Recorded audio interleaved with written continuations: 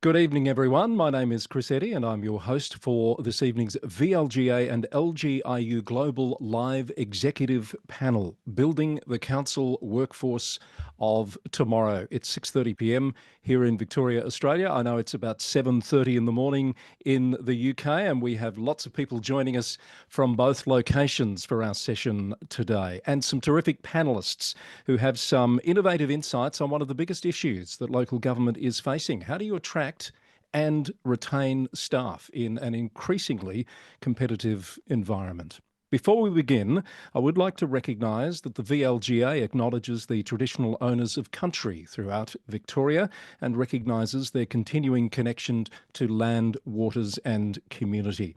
We pay our respects to the traditional owners, their elders past, present and future, and to their cultures. I'd like to start by introducing my co-host for this evening, Catherine Arndt, the CEO of the VLGA. Hello, Catherine. Hi, Chris, and lovely to be here with you today and our guests and also all of those in the audience. Thank you for joining us. Local government is indeed increasingly at the forefront of structural global changes in the post-pandemic labour market, leaving councils facing pressures over retention and recruitment challenges in almost every service area. In this global panel, we'll be exploring best practice across leading councils internationally and delve into the topics of workforce development and look at what councils need to prioritise in order to build the workforce of tomorrow. Before we begin, I just wanted to tell our audience a little bit about the Victorian Local Governance Association, or the VLGA as we're known. We are the Councillor Support Network. We're the only peak body in Australia that has a singular focus on good governance and effective leadership. We're a primary voice for local councils and offer our members the opportunity to realise their true leadership potential and increase their impact. Our mission is to inspire and enable good governance in councils across Australia. This year, I'm delighted to say it marks 5 years since the VLGA partnered with LGiU to deliver these global live executive panels. During that time, we've had some very significant discussions and have brought together sector leaders from across the globe, sharing their insights and learning from one another's experiences. We're very proud to launch our 2025 panel series today, and as always, I'm delighted to welcome Jonathan Carr-West, Chief Executive of LGiU, to the panel. Jonathan, over to you. Thanks, Catherine, and thanks, Chris. It's fantastic to be here again with you and the VLGA team for this latest Executive Life panel. It's incredible to think that we've been doing these for 5 years now. It's amazing. For us, these form part of LGiU's Future Local Lab, where we try and bring local government professionals and elected members from around the world together. Before we get into it today, I'm really pleased, therefore, to welcome our LGiU members to the virtual room and to say good morning or good evening to you, depending which side of the world you're sitting on. We're focusing today on the future, on how we can build the council workforce of tomorrow. And obviously, local government has a critical role to play in this transformation, both the local government workforce and the wider workforce. So I'm really looking forward to hearing from our panel of experts who are going to share their insights and their experience of doing that. But before we do that, I'd just like to, for those of you who don't know us or have forgotten a little, I'd like to just do a very brief introduction to LGiU and why we're here, what we do. So we're a membership organisation that supports local government. We've been doing that for more than 40 years. And today we have more than 300 councils from across the UK, Ireland and Australia that we support with a range of benefits, giving them innovation, insight and ideas. Because one of our core beliefs is that we need to learn from each other around the world. And we see these exec panel discussions as a way of doing that, because we know that as you know, that the most innovative and effective answers to global challenges are coming from local governments around the world. But when you're in the weeds of what local government, working on it day by day, finding the time to connect, to look at what colleagues in other countries are doing isn't easy. So that's why we do today. That's why we bring people together. Why do we focus on the future? Well, because we think that even these really big global future trends, whether that's population, climate, economies, technologies, they're huge, but they come home to roost in local communities and in the issues that local government deals with. So that's why in January this year, we launched our Future Local Lab. It's a new program of resources to help local government prepare for and respond to the emerging challenges that face the sector internationally. And we want to help local government staff and councillors everywhere to learn from and make practical use of the very best in thought leadership and the best innovation that's being developed by colleagues across the world. So today is an important part of that. And so I'd like to once again thank all of you for joining us today and pass the virtual mic back to Chris. Thank you very much, Jonathan. You even got some applause from the audience there, so well done. First applause. First time for everything, Chris. We can build from there. Build from there, indeed. All right, a couple of housekeeping notes. There is a Q&A box. If you're familiar with Zoom, please to use that for any questions that you might have of our panellists this evening, and feel free to populate those as we go. We will have time for audience Q&A after our three presenters, but if there's anything that is obviously directly relevant to what's being said, we'll try and pop those in to the discussion as well. Use the chat box to chat with your fellow attendees, to let us know where you've joined us from this morning or this evening, whichever the case may be, and to just make those connections with those other people who have joined us. We are recording this session and it will be available to those who've registered in the coming days. We have a lot more people who've registered than have turned up so far, but I'm sure we'll have a lot more join us over the next few minutes as well. So that's it for the housekeeping. Let's move on to the discussion. And I want to introduce you to our panellists briefly. In just a moment, we'll be joined by Alison Beckwith. Alison is the Chief Executive Officer at Banyule City Council, has been in the role for 5.5 years by my math, and has been at Banyule for more than 20 years, knows the organisation very well indeed. Dawn Carter-McDonald will join us. Dawn is the Chief Executive and Head of Paid Service at Hackney Council, has held that role since May 2024 and has had a 20-year career in local government. And we'll be hearing from, there's Dawn on screen now, the Borough of Hackney in London. We will also hear from another Dawn on this evening's presentation, Dawn Roberts. I'll tell you more about Dawn in just a little while. And Jill Brown will be here live. Jill is the Chief Executive Officer of Local Government Professionals in Victoria and has been in that role for around 4 years. I'll tell you more about our speakers as we get to them. So it's time to take the slides down and let's see everyone who's here, and bring in Alison Beckwith, who, as I said, is the CEO of Banyule Council and has been working on this extraordinary inclusive employment program for local residents. Alison's going to take us through a presentation on how this program came about and what it's managed to achieve so far, and then we'll have a bit of a discussion about it. Alison, good evening and welcome. Thanks, Chris, and thanks everyone for having me tonight. I'm excited to talk about our inclusive employment program, which is one of our ways of creating job opportunities at Council for community members facing barriers to employment. In 2018, we led a local jobs task force roundtable to explore how Council could respond to localised unemployment amongst community groups and members in Banyule. Council resolved that it was our job to do more to help vulnerable community members on a path to work. And then Council collaborated with the community to create a Council-led supported employment program that harnesses Council's role as a major employer and also role models the change that needs to happen in workplaces to make them truly inclusive and diverse. So as you can see on screen is a little bit about the program. So it was established in 2018 and, as I said, developed through community collaboration to tackle local unemployment, particularly amongst our most vulnerable community. It was also to harness Banyule Council's role as a major employer to support an inclusive economy, ensuring all local residents have access to employment opportunities, and to act as a role model for workplace inclusivity and diversity. As you know, local government plays a crucial role in facilitating an inclusive economy. This leads targeted place-based initiatives that remove unemployment barriers, which creates real local jobs for underrepresented community members. It's about supporting local people experiencing barriers to employment at Council for a 6-month job opportunity and in a paid role tailored to individual areas of interest, goals, strengths and ability.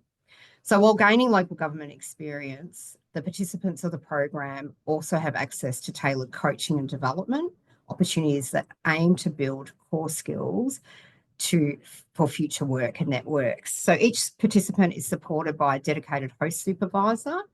Additionally, each month the program offers support to skill building workshops and one-on-one coaching sessions, and all participants in the program have access to Council's suite of ongoing learning and individual development opportunities. The program also offers participants access to a variety of social activities that help actually to build new connections for them. So we really pride ourselves on being an inclusive and supporting workplace. And this nationally award-winning program is one example of what we're doing to make sure our workplace is accessible and inclusive to all people. So our program is eligible to people that are targeted in our community. So either those from Aboriginal and Torres Strait Islander backgrounds, our culturally diverse community, including refugees and asylum seekers, excuse me, people living with a disability, and young people that are disengaged from school or work, being aged between 16 and 25. They must be a Banyule resident, and they must be experiencing barriers to securing ongoing and suitable employment. Beyond that, we also take an intersectional approach. So Council recognises that within these targeted community groups, people may also have overlapping identities or experiences. An intersectional approach is applied, and we strongly encourage applications from LGBTIQ plus people, women, older adults, and people impacted by the justice system. So if we go to the next slide, it talks about just our program model. And I know that that's a lot on screen, so I'll just take you a little bit through it. Our program adopts a strength-based approach to building individual capacity and delivering on several core program components and activities. And these were all co-created with people in our community that have lived experience of facing barriers to employment. So on the image in front of you, you'll see an overview of the various components, and I'll just quickly step you through them. We begin with our program readiness phase with a number of activities, and that includes internal and external stakeholder engagement, providing host supervisors, pre-program support, and also tailored best practice recruitment and onboarding activities. So for example, for our interview process, people are allowed to bring a support person. They get the questions beforehand, and it's a really supported practice.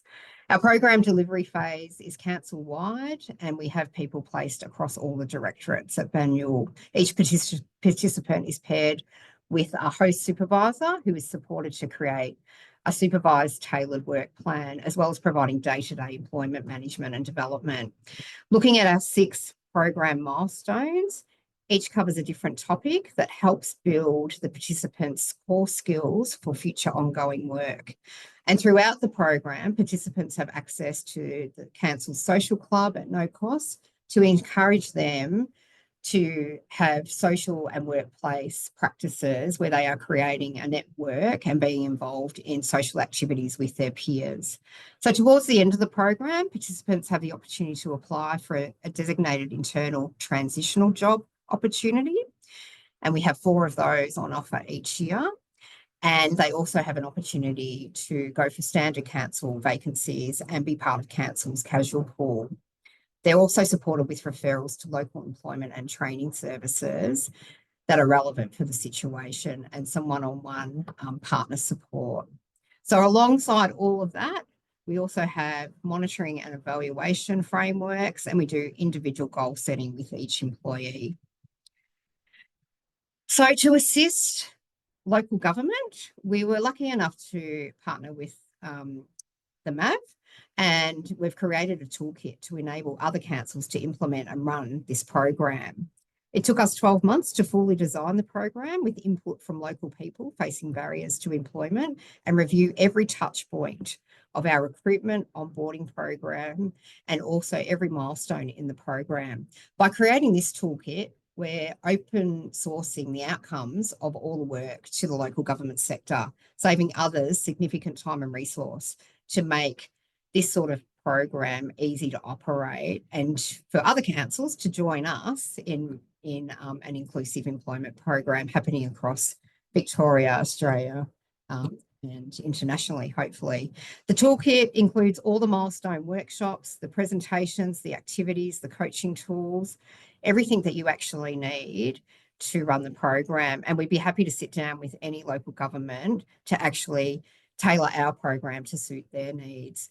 There's a complimentary guide that walks you through every different step of setting up a program such as this in your own organisation. So I'll just move now to some of the outcomes. So since we've had this program running, we've had 157 people have job opportunities through the program, and 90 of those 157 have gained ongoing employment at council. So these are people, I'll give you one example of one young gentleman. Before he came to the program, he'd gone for 400 interviews. He had a double degree, but he had a disability and he could not get a foot in the door anywhere. He worked in our governance team for 6 months. Then he moved into the transitional role into our building permit. He actually works in the health industry now with a community health, and has become a homeowner for the first time, owning his own apartment.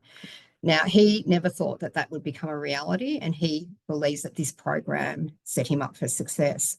We've also had 28 participants secure external opportunities with other sectors, and they have competed in the open market for that. So we've got a success rate of 75, 76% of people going through the employment program securing ongoing employment. Excitingly, we've also created 13 jobs have been created at other local councils using our toolkit. And our dream is for every local government to take up a similar program. So I just thought I'll touch on, what a current program looks like. We hosted 3 community events. We had 104 applications for 12 positions. So that just shows you how much in the community there is a need for this. Part of the program is that every person that applies, and we ended up with 90 applications, receives an interview. So even if they're not successful, they get that interview experience to start to have that opportunity of developing that core skill. Unsuccessful applicants get then constructive interview feedback, a dedicated resource document with additional support on how they can actually try and get ongoing support. We give them additional interview training, and we actually partner up with job placement companies to give one-on-one advice to those individuals. So for us, the success of the program is ongoing. The inclusive local jobs actually ties into our social enterprise strategy work here at council as well. So we had a job target through those 2 schemes to create 1,000 local jobs by 2025. Pleasingly, we made that target of 1,023 by June 24. And if you think about that time, we were faced by COVID, actually securing job and employment. It was a very hard time. So really proud of what we've done in that space. We've actually found through our evaluation, we've had to tailor some of our First Nation programs in a different way to get that community to come on board. So we've actually now partnered with the First Nations traineeship pilot program through the AFL Sports Ready, and we've actually had more success in that. We've added an additional 12 social enterprise setups in Banyule, business setups in Banyule, and that is really to help us strengthen those facing barriers to employment. Excitingly, we've had some industry recognition. We've won the Diversity and Inclusion category at the Local Government Pro Awards for Excellence in Victoria. In 2024, we had some recognition nationally for the category of Career Starter. So I would just encourage anyone to reach out to us. We can support you to embed such an important program in removing barriers in your community in gaining employment. We really want our community to be a representation of our organisation, to represent the community that it is serving. and it's life-changing for those involved in the program, but it's actually a value add to the culture of the organisation as well. So thanks, Chris, and I'm happy to take any questions. Thank you, Alison. Look, firstly, congratulations on any of those measures. That's a terrific success. You must be so proud how this has turned out. We're extremely proud as an organisation. It's so exciting to see the difference that this sort of program is having individually on those going through the program, but just the culture lift it's had for our organisation and our greater staff cohort has been amazing. Everyone feels like they're contributing and giving back to those in our community in need. And as you know, in our workforce, some of our services feel that they don't reach the community. Our corporate services enable the organisation to reach the community. Now everyone's feeling the impact that our organisation is having on our community and those in need. Terrific. And, I've got so many questions, but we might save some for later. But just picking up on that last issue you raised about the impact it's had on the organisational culture, was it a hard sell? How did you go about preparing the organisation for it? Because I imagine there would have been some barriers to the idea. Yeah, look, I think initially we did have some staff wondering why we had some specific jobs tailored for these cohorts, and were we being a bit biased in our selection of individuals and taking jobs away from general community? So we had to do a little bit of work on that, and we did have to prepare our workforce with a lot of inclusivity and diversity training to make sure that they were well armed to support our new cohort of employees. So there was a little bit of resistance, but now we have business units fighting over who's actually going to have a role ready for the next cohort that are coming through. And we take about 12 to 15 employees every year. That's a terrific outcome. Perhaps one more question before we move on to our next speaker. You mentioned, I think, 13 other councils have picked up the toolkit and used it. Obviously, we'd like to see more councils do that. Is enough being done to make all of the 79 councils in Victoria and those beyond aware of this opportunity and what it can deliver, as you've demonstrated? Yeah. Look, I think we're available to chat at any time. We're doing advocacy with the state government around their own employment strategies and their social strategies around what they could be doing in this space, whether there's any government funding that could support these type of programs, and we'll keep advocating for that. But yeah, just encourage anyone to reach out. Our inclusive employment program team are happy to come out, have a chat to anyone, council groups, executive, anything that you need to help you get this program up and running. Excellent. I know there's already some questions coming from the audience. We'll come back to those at audience Q&A time, because we need to move on to our next speaker, who is patiently waiting for us in Hackney in London. It's Dawn Carter McDonald. And thank you, Alison, by the way. Look forward to chatting to you some more about that in just a little while. Dawn Carter McDonald has been the Chief Executive at Hackney since May of last year, served as the interim chief for, I think, 10 months prior to that, and has a lot of experience with that organisation and with local government in general. Last year, it was reported in the UK that over 90% of councils there are facing challenges with staff recruitment and retention due to increasing service demands. And Dawn, perhaps if you could tell us a little about the Hackney experience with regard to staff recruitment. Welcome, by the way. Oh, thank you so much. It was wonderful to hear your presentation, Alison. I think we need to adopt it in the UK, so maybe we can have a conversation afterwards. But yeah, the Hackney is a wonderful place. I'm biased. I would say that I was born in the borough, so I have a special love for Hackney itself. We're a diverse borough with 89 different languages spoken. A real sense of community across all of our residents. And I think what makes Hackney special, but at the same time a challenging place to work in local government, is the fact that there are almost two extremes. We have a real sense of development, a pride in the way in which the borough has been able to shape itself and to regenerate. So, you know, we've got a very young community, we have thriving businesses, but at the same time, there's quite a lot of deprivation in the borough.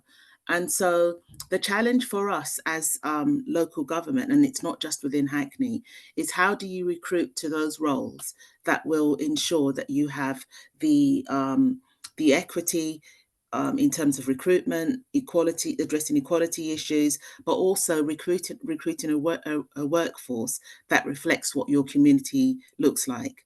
It's really important, I believe, especially in a borough such as Hackney, where you have so many different nationalities and so many different communities living side by side, that the workforce actually reflects what the community looks like as well.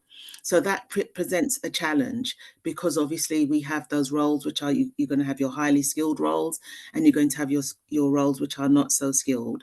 And what we have found in Hackney is that the tendency is that the skilled roles, the not so skilled roles, will be roles which are filled by a certain group of people, and the highly skilled roles are filled by, in majority of instances, by another a group of people. And so it's how do we get that mix into the into our recruitment and into our workforce, so that we're truly representative of the people that we're here to serve. I might ask you in just a moment how you do that, but could you just paint the picture for us firstly? Someone in the chat says they're on the other side of the river from you there in London. Whereabouts in London are you, and what type of community is it that you're serving? Right. Okay. So we're in East London.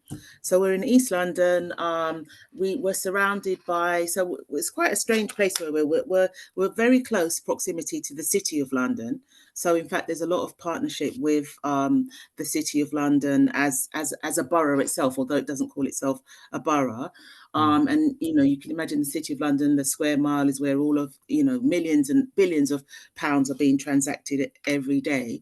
And then we're surrounded by a borough called Tower Hamlets, which is again quite deprived. In fact, Hackney, together with another borough called Tower Hamlets at Islington, were the three most deprived boroughs in the UK. Wow. So if you can imagine that in a line going across the map of London, then we have to the top of Hackney, we have a borough called Islington, and then we're closely connected to another borough called the London Borough of Waltham Forest. So we in Hackney, we pride ourselves with having a very large Muslim community, but that ranges from you know, African Caribbean to East Asian, Indian, all different members of that faith, or residents who would call themselves Muslims. We then also in Hackney have one of the highest Haredi, Orthodox Jewish communities in the whole of the world outside of Israel. So it's an area in Hackney called Stamford Hill, and that population, as I said, is Orthodox Jewish Haredi. We then have, following on behind that, we then have a very large Black Caribbean community who migrated to East London in the early 1950s, when there was the call, as some would say, from Britain for members of the Commonwealth who were based in the Caribbean to come to the UK to rebuild London, to rebuild the UK. So there's a very large Black African Caribbean community as well. Then followed with Vietnamese, Chinese. Really very varied. We also have an Afghan resettlement program, which means that we now have a small but very important Afghanistan community as well growing. Also, we were a community that have taken oh, sorry, Gordon Bennett, my cat's just... There we go. That's our first CAT scan for tonight. and he's put you on mute, Dawn. I'm lucky he didn't actually exit me from the call. He's done that a few times. Oh my goodness, apologies for that. But yeah, we also then have so a very large varied community. Yeah, I was trying Yes. to explain So that. Yeah. given that, and thank you for painting that picture for us, given those levels of disadvantage that you've described and that the broad fabric of that community, how does that translate to the challenges you have to deliver services to that community and to get the people to actually help you do that? Well, that's a really great question because I think typically local government, if we, I've been in local government now for 23 years. And I think when I think about when I first started in local government, it was very much you worked on the principle of doing to your communities. You were doing for your communities. It was the town hall, which represented your local council, and everything you needed, you went to the local council for, and the local council would do to you. Now, because over a number of years we've had austerity in the UK, all around the world, and we find ourselves in a financial position where we can't operate from that position anymore.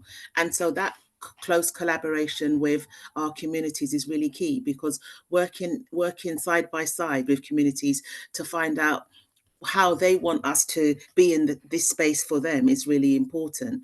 And that lends itself also to working closely with the voluntary community sector as well, because there is so much that the local government cannot do in terms of being able to provide all the totality of services that we need to provide. In Hackney, we talk about having 800 different departments that provide different services across the whole of our local borough. But that in itself means that we have to think really carefully and work closely in partnership with those key leaders, and that spans across faith, that spans across community leaders, that spans across education, all the different elements, in order to be able to be able to deliver the services that we have to. And this week I had a corporate leadership team with my executive team, and together with our local mayor, with the mayor of Hackney and our local politicians. And it was interesting to see that the conversation very much lend itself to, we can no longer be the organization that fixes it all.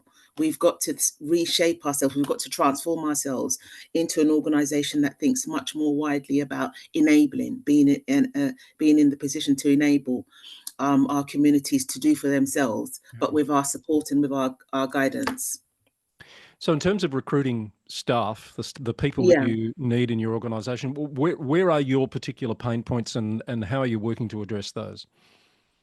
So again, I think it's very much a national picture in social care. So, for example, social workers, it's very hard to recruit.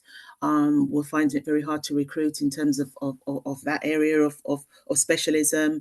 I come from a legal background. Before becoming the chief executive, I was the director of legal and monitoring officer at Hackney, and it's hard. You wouldn't think with that there are so many people who want to be lawyers that you'd find it difficult to be able to recruit lawyers, but it's really hard to find lawyers within the specialisms that we practice within. So there are some really, I think, what we would call the highly skilled roles that it's very hard to recruit to, but also there are still other roles within adult social care. So I think about care workers, a very a difficult area to recruit to, not because there are not the people available and willing to do it. It's the fact that it doesn't provide the level of salaries to enable people to be able to live fruitful lives that they need to be able to live, even just to be able to pay the rent. So in Hackney, we pride ourselves on for all of our roles, paying the London living wage. There's a national living wage for the UK, but we in Hackney, we pride ourselves on, for all of our workers, not just paying the national minimum wage, but paying a London living wage, which hopefully will enable us to attract employees from across all of the different communities that we serve. Given those challenges you've outlined, and other councils are in the same position, are there any particular areas where you've had perhaps more success than might have been expected? So I think, yes, so we have in Hackney, we pride ourselves on having a policy of insourcing. So in what we have done is, where a lot of local authorities have outsourced their services, we have, so for example, waste services, home care services, we have insourced those services, which gives a greater job security to those people who work in those industries. And so that has meant that we've been able to recruit to those roles quite successfully, because you're able to give somebody who, if they were in private practice, wouldn't maybe have the job security, wouldn't have access to the local government pension scheme. And so this in itself has been something that we pride ourselves on being able to have done. However, you know, in all honesty, we're at a point now where we can't think about insourcing as much anymore because of the overall cost to the local authority. But it's something, what we have found, that because of a sustained policy of insourcing in those really difficult areas to recruit, we've been able to ensure that we've maintained a high level of employees. I would also say, though, however, that we do have in Hackney quite a large agency spend, and that's just because there will always be those roles that are going to be difficult to recruit to. Will always be those individuals who want to work on a freelance basis rather than being in a job permanently. And so you will always still go out to the local, you will always still go out to the agency job market to ensure that you can fill roles quickly. And so as a result of that, what we have done is we've entered into a joint venture with another council, Kent County Council, and to create our own agency. It will take almost our own agency, recruitment agency. It will go live this July, but with an emphasis on ensuring that we can recruit from local residents. It's something that we're really proud of, and hopefully it will be successful. And if I'm given the opportunity to come again next year, or in a couple, towards the end of the year, to speak again, I'll be able to have some really good statistics on the success of that. But something that we saw a need to be able to do. Excellent. Would love to hear more about that. And the audience may have some questions around the insourcing you've talked about, and that agency approach, which I think is a bit unique. Dawn, before I let you go and have a break, I did read somewhere that you never set out to become a chief executive, and that your journey to that role was perhaps a bit longer than many of your peers. At what point did the light bulb go off for you that you could or should be as chief executive? So, as I said, I've been in Hackney Council for 23 years. 18 of those years in the legal department. So I came into local government from private practice. I've been a lawyer now for 31 years. But it's taken me 18 years to become a director of legal, and then within 4 years of becoming a director of legal, I became the chief executive. So it's been quite in terms of my journey, it has been what would one say? It's been one where I've had to exercise a great amount of patience in terms of my ambitions for myself. You're absolutely right. I didn't actually ever want to be a chief executive. That wasn't something that I thought I wanted to be. In my mindset, I thought I'd want to be the director of legal and the monitoring officer for a council, and I would have reached the pinnacle. But the opportunity arose for I was part of the council's corporate leadership team. Unfortunately, we had to exit our the chief exec who was serving at the time, and the opportunity arose for for myself to be able to apply, and I thought, why not? I know the borough. I love the borough. I'm really invested in seeing the borough succeed. We need stability. We need strong leadership. And I could tick all of those boxes. So I applied, and, thank God I was successful. And then 10 months later, I applied for the permanent role. And yes, I'm now in the permanent role. So it's Good been for you. quite a journey. A Yeah. great story to those who are listening for perseverance, and you just never know Yeah, when the definitely. opportunity Yeah. is going to knock. Thank you, Dawn. Yeah. Was it Gordon Bennett that made a brief appearance there? Was that the name of your visitor, the cat? Did you All right, call him? no, Milo. I said Gordon Bennett, but yes, sorry, it was me just saying, oh my goodness. But yeah, it was his name's Milo. Yes, yeah, Gordon. I've learned something. I thought, stupid me. I thought your cat's No, name no, was Gordon Bennett. There you go. no, All that's right. Thank you, Dawn. We'll come back to you with some so much. questions, and we'll invite the audience to pop some questions for you in the Q&A. I don't suppose we can cut that bit out, can we? All right. Let's a British expression of surprise. Thank you, Jonathan. You learn something every day. We'll come to Jill Brown very shortly, but we're going to pause. We've got another Dawn, would you believe? Dawn Roberts, who is the Chief Executive of Dumfries and Galloway Council in Scotland, has prepared this brief presentation on our topic tonight. So let's hear from Dawn. Hello all, I'm Dawn Roberts. I'm the Chief Executive of Dumfries and Galloway Council in the southwest of Scotland, bordering England to the south. I'm one of 32 Council Chief Executives, and we work together through the Scottish branch of the Society of Local Authority Chief Executives as our professional network. I'm the portfolio lead for workforce within Solace Scotland, and it's in that capacity that I'm speaking to you today. I'd like to thank the LGiU for asking me to participate, and I apologise for not being able to join the online session live, but I hope my short contribution via this video is helpful in the context of the full session. I have 4 messages to share with you today. Firstly, the value of the local government workforce. We often hear the cliche that our workforce is our greatest asset, but it is absolutely true. In Dumfries and Galloway, I have a workforce of over 6,000, and the roles they fulfil vary hugely, from roads operatives, community assets, teachers, learning assistants, leisure operatives, social workers, homelessness officers, programme managers, planners, flood specialists, procurement specialists, ICT officers, communications professionals, HR professionals, and so I could go on. They're all focused on providing the best possible services to the people in our region. I'm immensely proud of the work they do, day in, day out, often under significant pressure.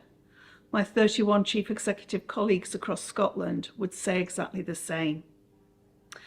Secondly, the challenges we face in relation to the local government workforce. Last year, Solace in Scotland worked with other organisations to publish a critical report on the workforce. It was published in September.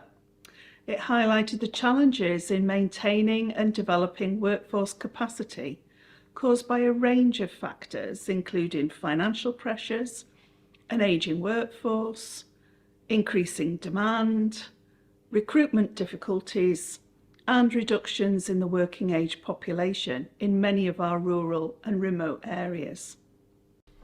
Despite the majority of councils having workforce plans, the report highlights acute challenges in the short to medium term in several job roles, including social work, social care, and in professional roles such as trading standards or environmental health officers.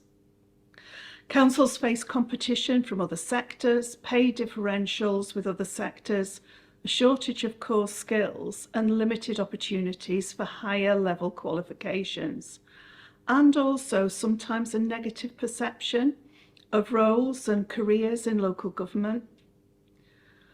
The report made a number of recommendations, including improving the use of workforce data, promoting local government as an employer of choice, and also focusing on work that's best done nationally on a once for Scotland basis or regionally and locally to improve the pipeline of candidates into key roles.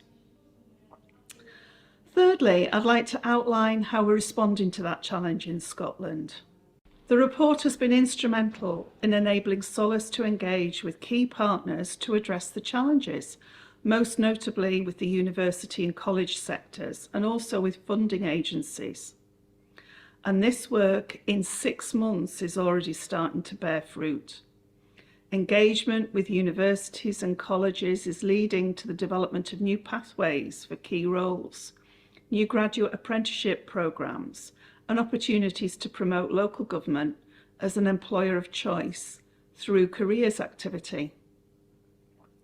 We've developed a bespoke graduate programme for local government, we've developed a bespoke leadership development programme, and we have a promotional campaign ready to be launched, all just subject to funding. We're also strengthening our national oversight and governance arrangements to coordinate our work and share best practice across the 32 councils. The future is certainly looking much more promising in terms of being able to address the short and medium-term challenges. Fourthly, and my last point, I'd like to comment on how the future context for local government will affect the workforce.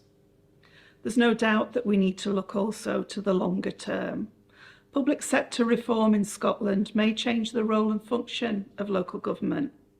The Scottish parliamentary elections next year may bring changes to public policy, the legislative framework, or future direction for local government.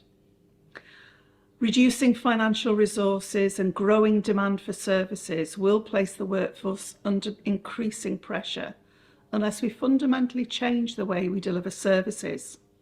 We need to maximise opportunities of digital and AI. Developing digital skills for the workforce will be critical in the years to come. The ability to work in collaboration with communities and with different organisations will be ever more important. The ability to adapt, be flexible and resilient will be key. And we need to be effective in supporting the workforce to develop and focus on employee engagement and well-being. As we all know, an engaged and valued workforce is a motivated and productive workforce. I hope this has been a helpful insight into some of our work in Scotland.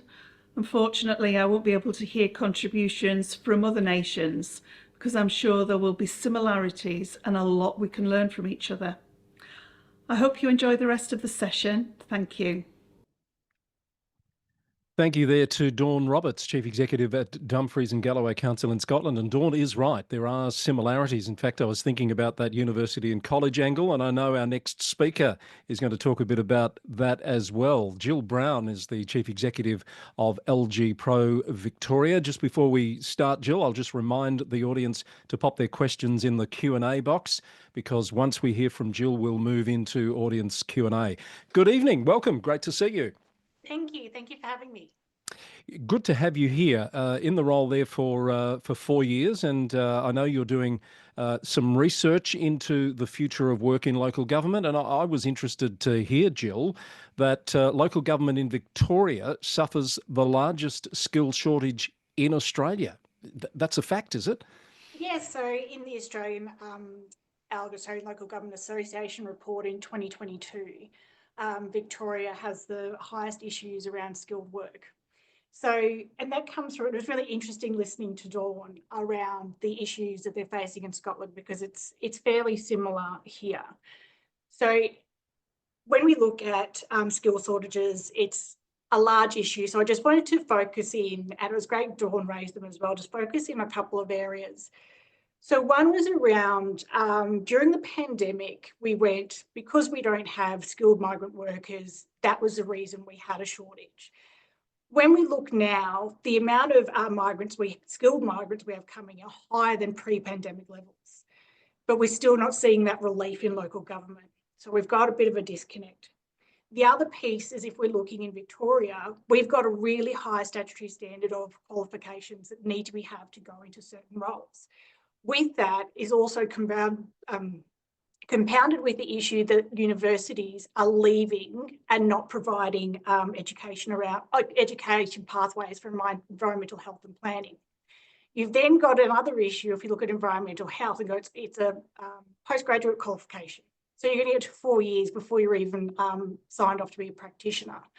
So we have got a lot of issues in Victoria that not all states face that I would call systemic, in that we need to really look at.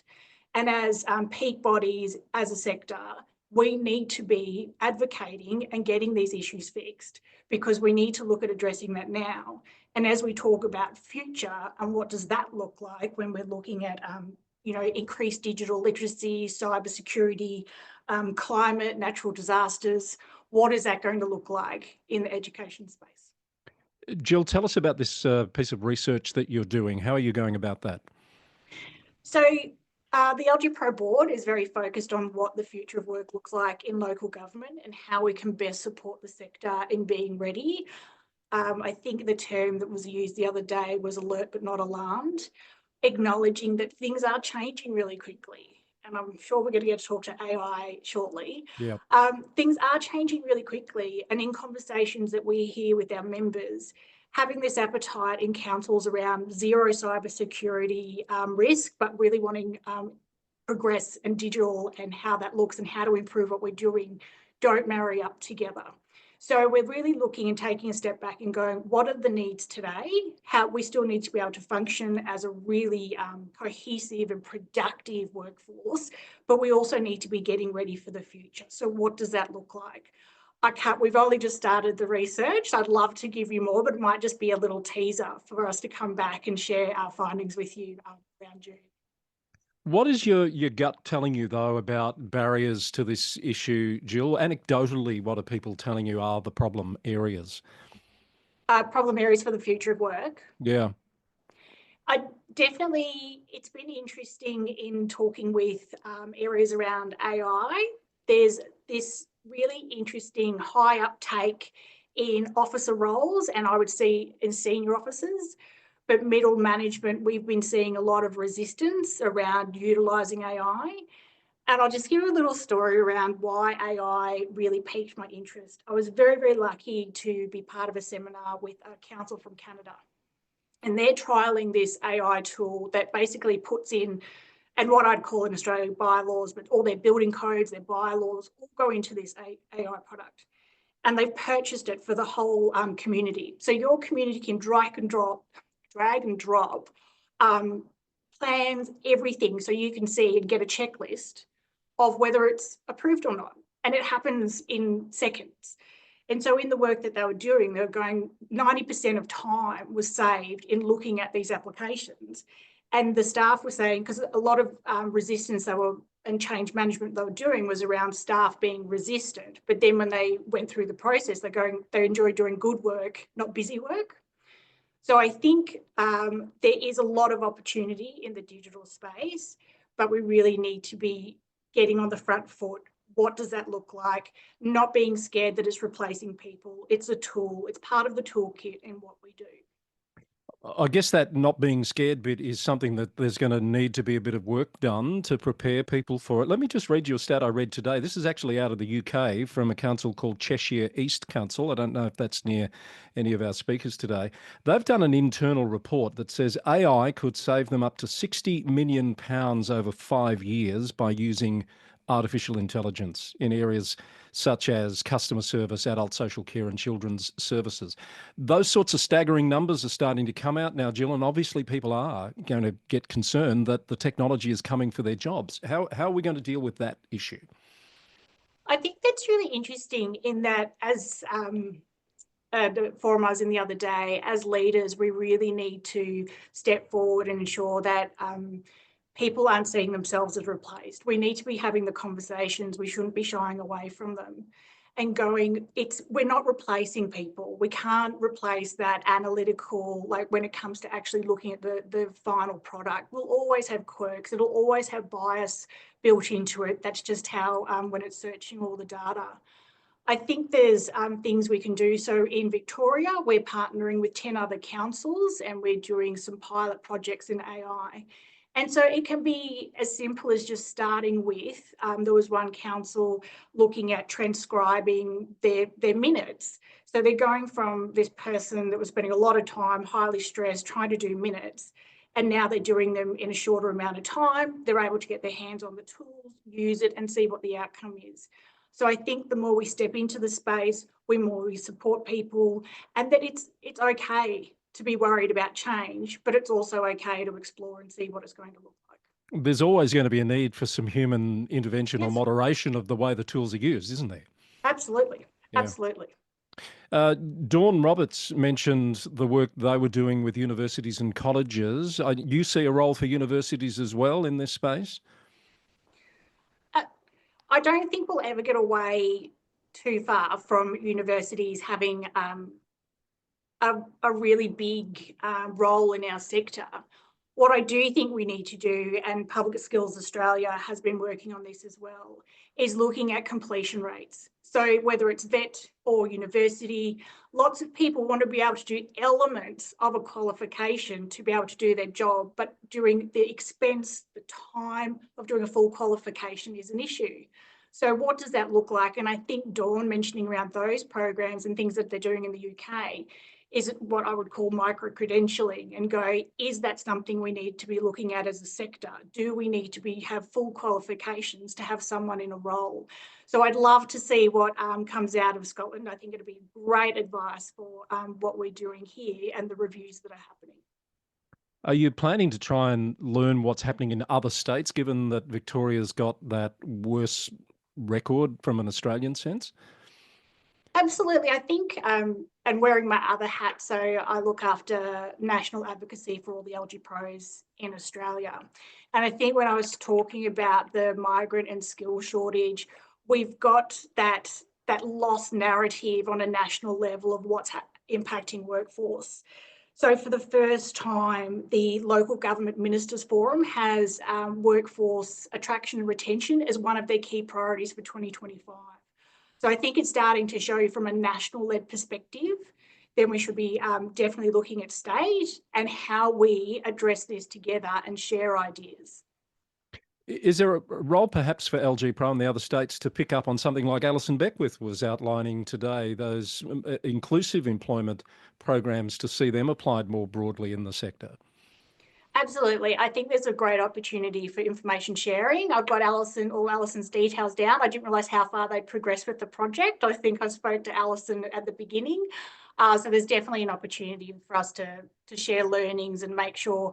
I think what's fantastic about the sector is we don't want to hold on to things, and we want to work together.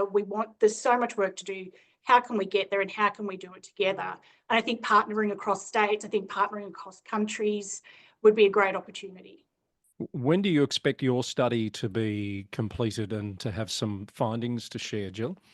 So we're launching that at our annual conference on the 4th of June. Right. Okay. So it's coming soon by the sounds of that. It's coming soon. Yeah. And crystal ball question, 5-10 years from now, how do you think the sector from an employment point of view will look differently to what it does now? And I probably have a different view to a number of people. So this is definitely my personal point of view, not LG Pros or sector-wide. I was in an interesting roundtable the other day about the generational interactions and what that's going to look like in the future. I personally believe that Gen Z and their purpose of work, flexibility, wanting to be connected, actually plays right into local government and what we are there to represent and why it's good to come and work with us. The one sticking point I would say is around technology. We've spoken a lot about AI, but coming in and not having systems that are fast working or they don't see it as efficient would be our issue. But I think if we keep up and we start moving quickly in that space, I think we've got a really bright future with really bright people coming in and supporting our community. Nice note to end on there, Jill. Thank you. I can't believe we're through an hour of this session, so we need to move on to audience Q&A. It's a really interesting topic, isn't it? And we've seen some very different approaches to it from our speakers this evening. I noticed someone, I think it was Wendy, suggesting we think of AI in terms of the need for an accountable individual, a different kind of AI. That's very nice. Thank you, Wendy. I will hang on to that. I'm going to bring Catherine in now. It's Q&A time, and just another reminder to folks in the audience to pop your questions in the Q&A box, please. Thanks, Chris, for that. And we've probably got about 10 minutes or so to spend on the questions, and we've got a few coming through. Just picking up, Jill, on your presentation, and thanks for talking us through that program that you're doing. Some of those opportunities and challenges that you mentioned in regard to the Gen Z group, I thought also resonated for me when Dawn was speaking about her own career progression through local government, and you mentioned how patient you had been, and I could imagine that that could be something that doesn't make local government attractive to some of our Gen Z people who don't really want to have to wait that long to get through. And I was interested in the panel's thoughts on that.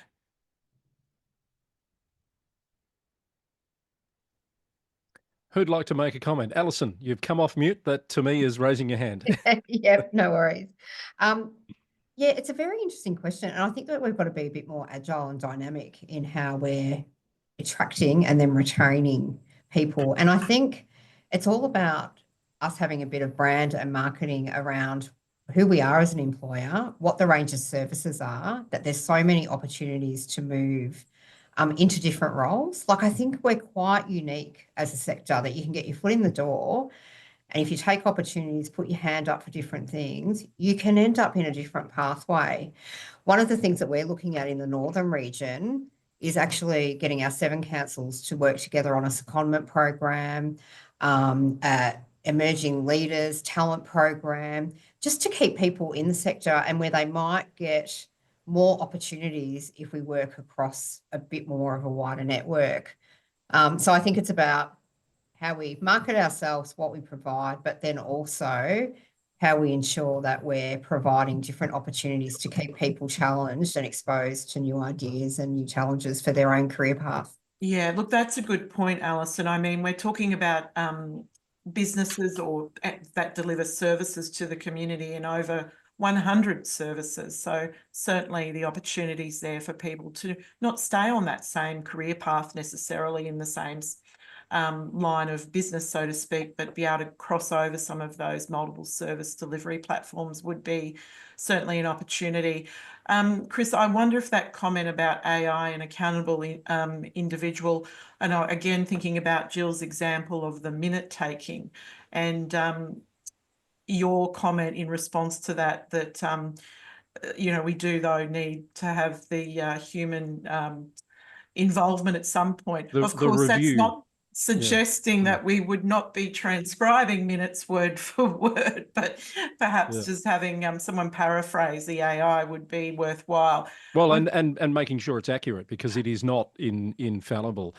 Catherine, I just noticed that Dawn came off mute too, and I think she might have wanted to add a comment on that last stream. Yeah, thank you so much, Catherine. I think that was a really good question, because you're absolutely right. Nobody, if you think about this generation, they want to work very flexibly. They want to work from home. They want to be able to travel and still work from different locations. I think about my daughter, she's 30. She wants to be able to get up and go and sit somewhere in another part of the world and be able to work. So you're right. And local government does need to kind of see how we can create that flexibility so that we can still attract good talent and we can attract a generation of young people who will be committed to being public servants is what I think is really important. But at the same time, have that work-life balance. I think that's really key as well. And then just going back to the point that you was made around university and colleges. I mean, a couple of weeks ago, the Mayor of London, he launched the London Growth Plan. So we've got a new government in the UK. They're talking about missions and growth. And he launched the London Growth Plan in Imperial College, which is one of the top universities in the UK and in fact in the world. But why I'm referring to that is because there was a commitment made on in that session where he said, you know, we need our universities to work with local government, to ensure that they are creating the employees that we need. We need local government to be around the table with universities, and universities to come into our spaces and developing AI, developing all of the different new initiatives, but working closely with local government to ensure that we're not only creating the right jobs, but also getting the right caliber of people that we need for the varied jobs that we have. I'd add Thank to you. that, Dawn, in that what's been really interesting just working with students over the last 12 months is I've been really concerned with the universities not promoting local government as a job opportunity. Definitely. There was even Yeah. instances where they actively discouraged. So I think Wow. that's why we need to step into the space and go, yes, we need to, people of the future and what that looks like, but we also need to be working with them now and going, why do they see local government as not a good career move? So Yeah. it's just an interesting insight. Yeah.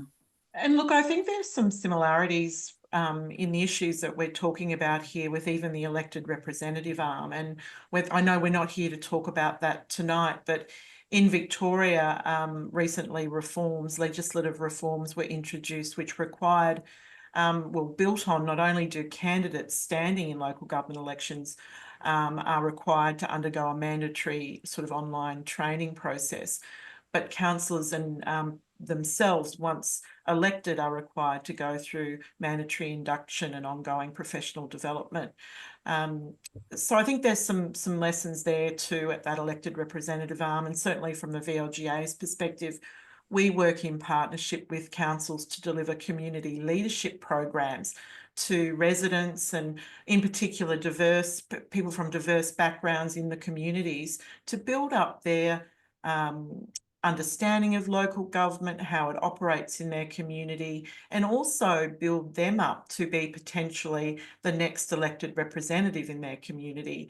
And the training, Jill, that you referred to in terms of the micro cert thing is certainly something that we've observed has had more success when it relates to some of those community leadership programs, in particular bespoke programs that look at supporting women to stand in local government rather than, a drawn out 3-year program. And we've just seen something similar in Victoria where that didn't deliver the results. And you know what? Of course it didn't, because the last thing women need to do is be busier.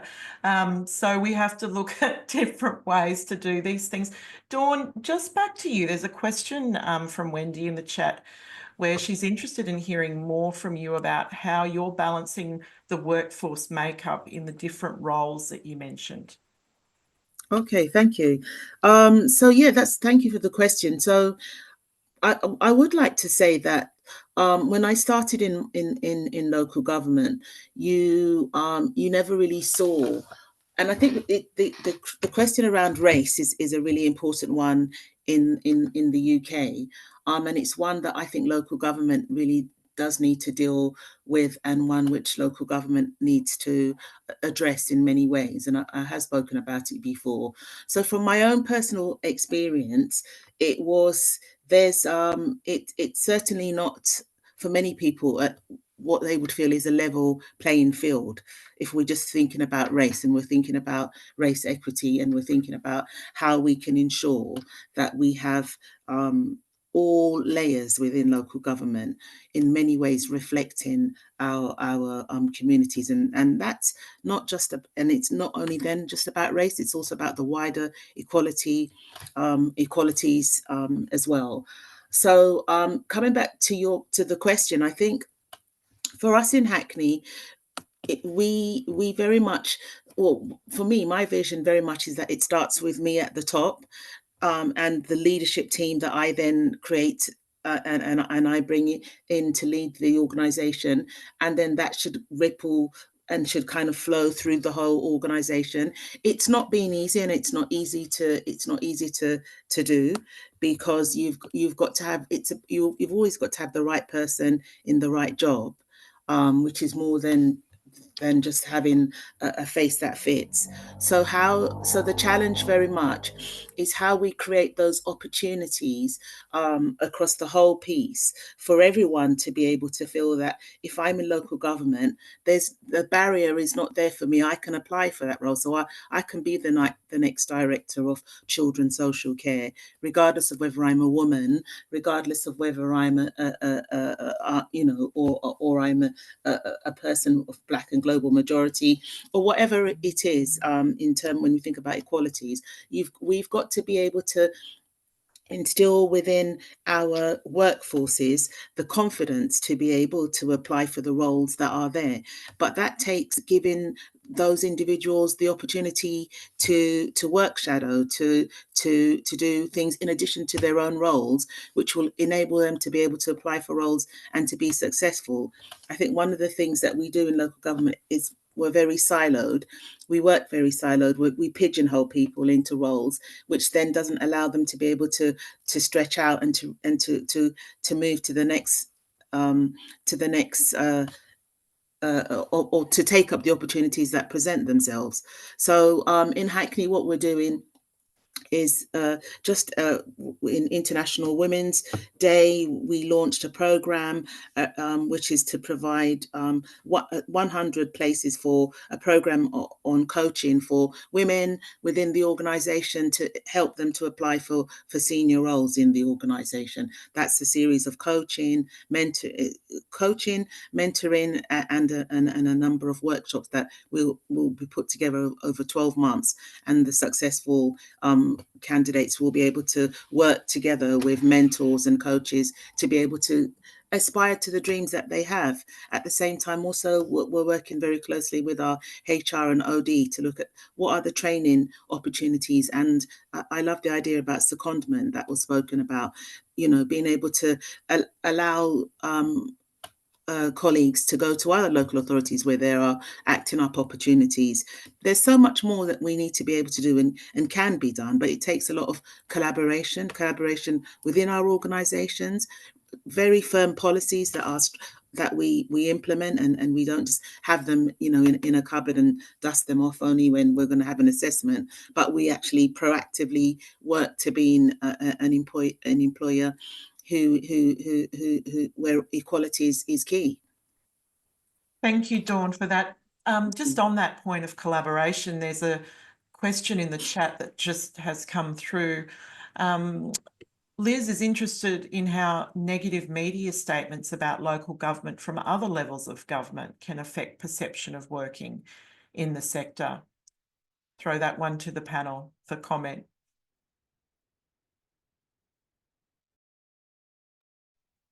I think that's a great question. And I don't think it's even necessarily other levels of government talking about each other. Sometimes we don't do ourselves any favours in what's happened or what's getting out there. I think what's important for local government is to own it, be transparent, articulate what we're doing to address it, because it's not going to go away. So let's just be honest, transparent, and be really clear on the steps that we're taking to be better and be better at what we do. Yeah, Yeah, well and probably just to add to that, I think, all levels of government, there's a bit of distrust. We're a bit on the nose with society. And so it's really about us ensuring that we're looking at our branding and marketing and dismissing the false conversations that are taking on, the distruths that are out there, and making sure that we're actually putting a positive light on the sector ourselves. I don't think we do that well enough as a sector. I don't think that we actually get out our brand. I don't think that we actually celebrate our success well with the wider community. And so, yeah, I do think it does have an impact. And I think, like Jill was saying, I do even think as a sector, it can even be things like counsellor behaviours, stuff like that, where people go, why would I want to work in this sector? So I think the work that we're doing, that are happening in reforms and putting in better practices around transparency, responsibilities, all that's going to help. But I do think that we've got a responsibility in sharing the good news stories around what the workforce provides, what outcomes we provide for the community, the impacts that we're having. I think we've got a role to play as well. Yeah, I If agree I with could just that. jump in, Catherine. I know I'm not technically a panelist, but we know that, that question of trust, we know that local government is more trusted than other layers of government. So we survey this every year. In the UK, only 1 in 4 people trust central government to act in the best interests of their community. But 40% of people do trust local government to do that. Now, that's still not a majority. It's still not enough, but it means we're starting at a much better place. And I think that has to play into this sort of workforce issue as well, because people do trust local government more than other bits. We have high trust ratings compared to other professions, compared to other bits of government, compared to the media, compared to lawyers, compared to estate agents. We're pretty good, and we should build on that success, not always kind of worry about how the challenges we have. No, well put. And there's certainly consecutive studies like you've referred to, Jonathan, that indicate that probably globally, I think when it comes to local government versus other levels of government, the level of trust is strongest there. We've probably got time for one more question. And Alison, I think this relates to your program there. There are a couple of questions in the Q&A around the initial, I guess, investment that was required into the program, and then what has been the return on that investment, and also the retention rate of some of those people who went through your program at council. Yeah, great. Thanks, Catherine. Look, initially it was about a 500,000 investment annually from council, and they were very committed to the program. And I know that that's a lot of money, but that was to place, 8 individuals at that time with 6 months of working. The return of investment has really been, we've got a benefits realisation plan. So it's not always about a financial return. It's about the social and economic return, about the outcomes for individuals and their health and well-being, and also their reliance on other parts of subsidy for their well-being and their part to be part of society. With the retention rate, so as I said, we've got about 75% that have had a successful employment outcome since. Most of the retention rate has been very high, and I must say people that have changed jobs or workplaces, it's been at their choice, which has been fantastic. So I'll give you an example. We had an employee that went through the program, has worked here for 5 years, actually has gone and worked at another council now through his choice of getting a promotion. Just excellent outcomes. So hopefully that answers it. Yeah, thank you, Alison. That's terrific. Chris, I will throw back to you. I think we've probably run out of time now, but certainly it's been, really interesting reading some of the comments come through, and look forward to hearing more about the programs that were presented tonight further down the track, and what what the trends are that you are all noticing, and perhaps we can continue this conversation, in the months to come. Thanks, Chris. Terrific. Thank you very much for that, Catherine. And I'm sure all of our panellists would welcome the opportunity to discuss those initiatives with people who'd like to reach out and find out more. If you'd like to know more, you can drop us a note in the chat box or the Q&A, and we'll come back to you in due course. This, as Catherine said earlier, is the start of the panel series for 2025. I can tell you that the next one is coming up on the 22nd of May. That'll be on the topic of civility in public life.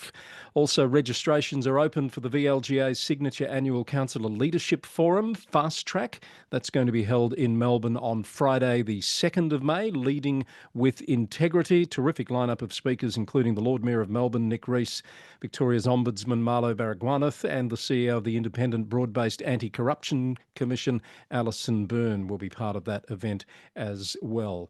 I do want to thank our contributors for today. Thank you very much to Alison Beckwith, the CEO of Banyule Council, to Dawn Carter-McDonald from Hackney Borough, and to Jill Brown from LG Pro, and of course to Dawn Roberts, who sent us that insightful video, Dawn being from Dumfries and Galloway, if memory serves, in Scotland. Thanks also to Jonathan at LGiU and Catherine at VLGA for your contributions, and thank you to you in the audience for being part of this event and for interacting with us. There will be a recording released in the coming days, and you'll get notification about that. All that's left for me to do is say thank you and goodbye.